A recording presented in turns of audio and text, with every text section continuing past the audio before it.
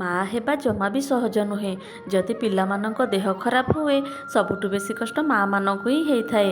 ଏବେ ଯେତେ ଜୋରେ ଥଣ୍ଡା ପଡ଼ୁଛି, ଛୋଟ ପିଲାମାନଙ୍କୁ ଥଣ୍ଡା ଜ୍ୱର ହେବା ତ ସ୍ୱାଭାବିକ। ସେମିତି ମୋ ଝିଅକୁ ମଧ୍ୟ ବହୁତ ଜୋରେ ଥଣ୍ଡା ହେଇଯାଇଛି। ସେ ନାକରେ ନିଶ୍ୱାସ ନେଇପାରୁନି, ଯାହା ବି ଖାଇଲେ ବାନ୍ତି କରିଦେଉଛି।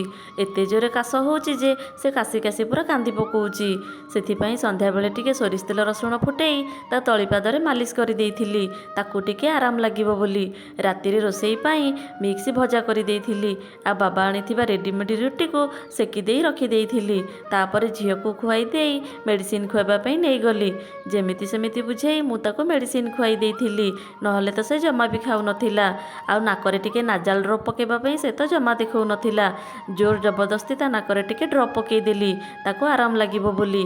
ଆଉ ଗୋଟେ କାର୍ବଲ ନେଇଯାଇଥିଲି, ତା ପିନ୍ଧା ଡ୍ରେସ୍ ଆଉ ବେଡ଼ସିଟ୍ ସେ ଘୋଡ଼ି ହେଉଥିବା କମ୍ବଳରେ ଟିକେ ମାରି ଦେଇଥିଲି।